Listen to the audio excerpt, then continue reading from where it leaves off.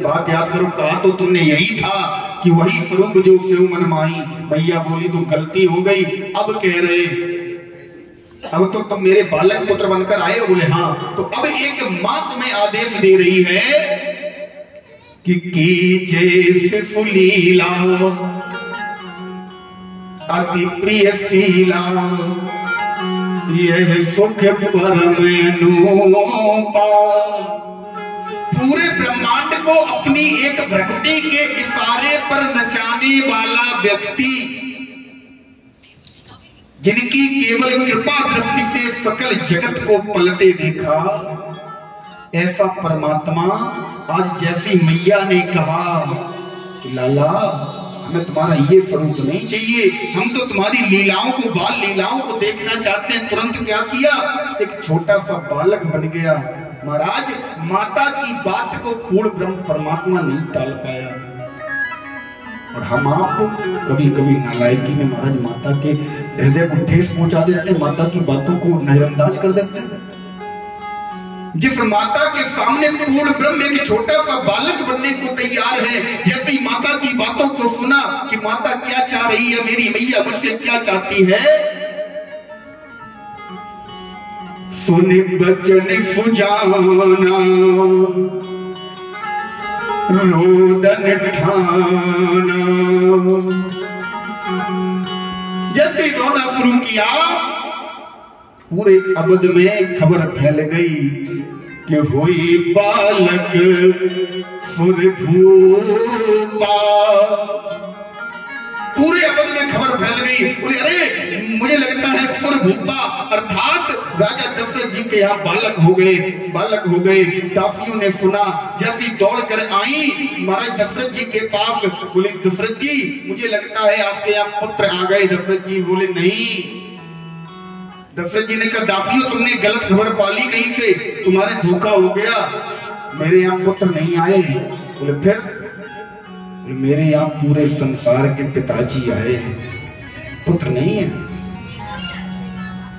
हाथ जोड़कर कहने लगे दासियों तुमसे पहचानने में गलती हो गई, तुम जिन्हें पुत्र के रूप में देखकर आई हो वो पता है कौन है?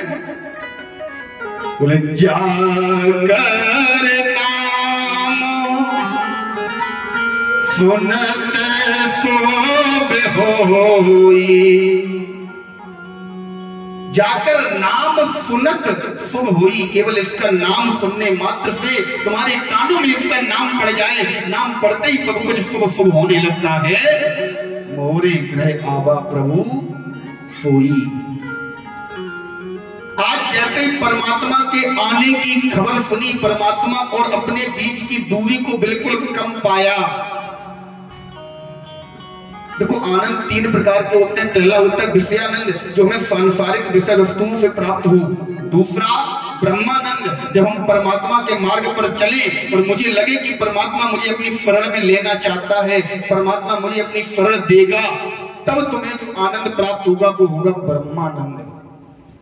और जिस दिन तुम परमात्मा के बिल्कुल नजदीक पहुंच जाओगे, परमात्मा के और तुम्हारे बीच में पड़ा हुआ अहंकार रूपी पर्दा जिस दिन फट जाएगा, जिस दिन परमात्मा तुम्हें अपनी शरण में ले लेगा, परमात्मा और तुम्हारे बीच की नजदीकियां बढ़ जाएंगी, उस दिन जो आपको आनंद मिलेगा उसे कहते हैं परमानंद।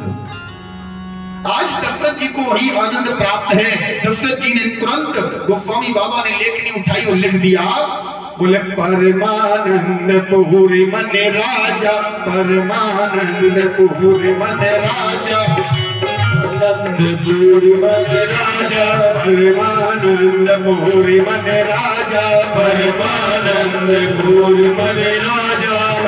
बुलाए बजा बहु बाजा, बुलाए बजा बहु बाजा, बुलाए बजा बहु बाजा, बुलाए बजा बहु बाजा। परमानंद पूरी मन राजा, परमानंद पूरी मन राजा, बुलाए बजा बहु बाजा, बुलाए बजा बहु बाजा, बुलाए बजा बहु बाजा।